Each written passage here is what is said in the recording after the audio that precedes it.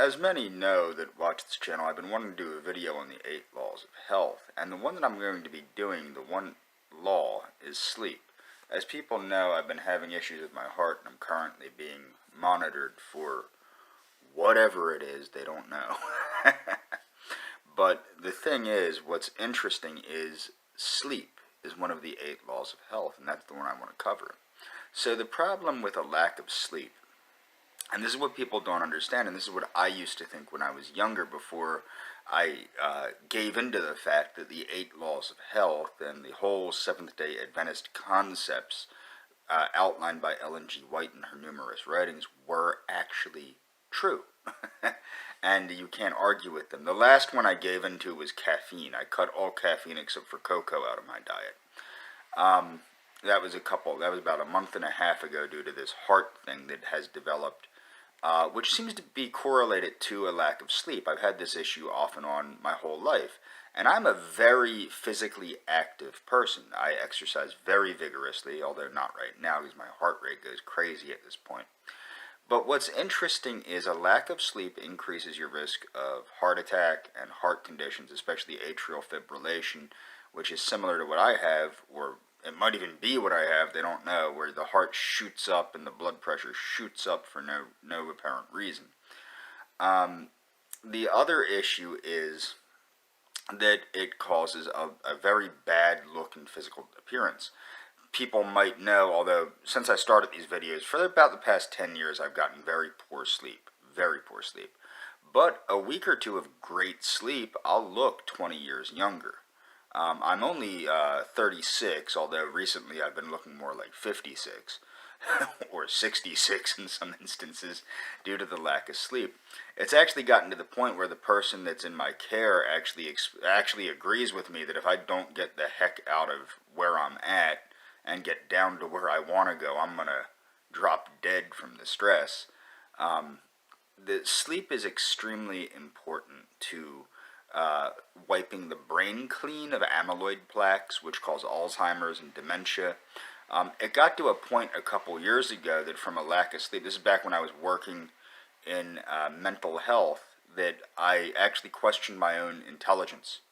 I had wondered what had happened because I was trying to do Mensa puzzles, and I couldn't do them because my brain I was so screwed from getting between 3 and 4 hours of sleep a night that it had begun to take a toll on my cognitive abilities. And as I said, not only am I a very physically active person, I'm also a very mentally active person. So it was very, how can I put this, very interesting to experience such a decline in cognitive ability and actually recognize it. That's a trip. When you know you're dumb, that's a problem.